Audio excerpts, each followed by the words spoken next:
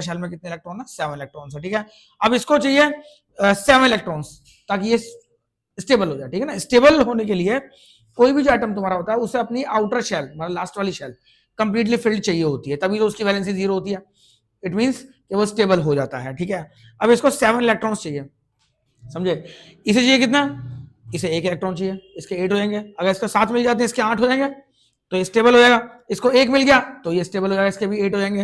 अब एक एटम जो होता है बेटे उसमें क्या न्यूक्लियस होता है, शेल्स होती हैं, राइट। KLM, इसमें क्या होता है, इस तरीके से इलेक्ट्रॉन्स होते हैं, राइट, ठीक है। अब न्यूक्लियस में और इलेक्ट्रॉन के बीच में क्या होता है, एक फोर्स ऑफ अट्रैक्शन होता है। क्या होता है बेटे, फोर्स ऑफ अट्रैक्शन। इसे बोलते हैं हम लोग इलेक्ट्रोस्टैटिक फोर्स ऑफ अट्रैक्शन कहते हैं, समझे।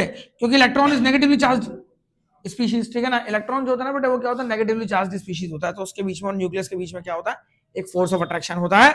अब एक इलेक्ट्रॉन, एक एटम से मैं 1 इलेक्ट्रॉन निकाल सकता हूं, 2 निकाल सकता हूं, मैक्सिमम 3 निकाल सकता हूं, ठीक है ना। न्यूक्लियस जो है वो नहीं छोड़ेगा, समझे। 1 इलेक्ट्रॉन निकल सकता है, 2 मैक्सिमम 3 इलेक्ट्रॉन निकल पाते हैं, उसके अलावा इलेक्ट्रॉन्स नहीं निकल पाते, क्योंकि न्यूक्लियस की जो पकड़ होती है ना इलेक्ट्रॉन के ऊपर बहुत ही ज्यादा मजबूत हो जाती है, समझ आ रही बात।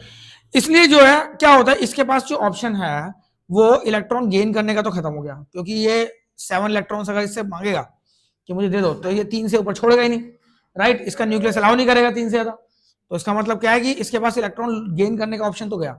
अब क्या ऑप्शन बचा, ये इलेक्ट्रॉन लूज कर सकता है, राइट।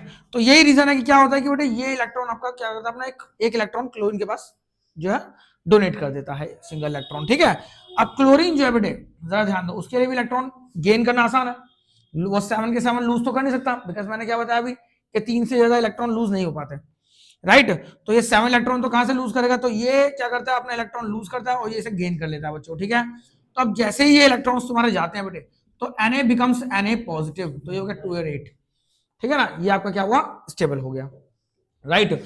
इसे हम बोलेंगे क्या, सोडियम आयन कहते हैं बेटे इसको हम लोग, ठीक है।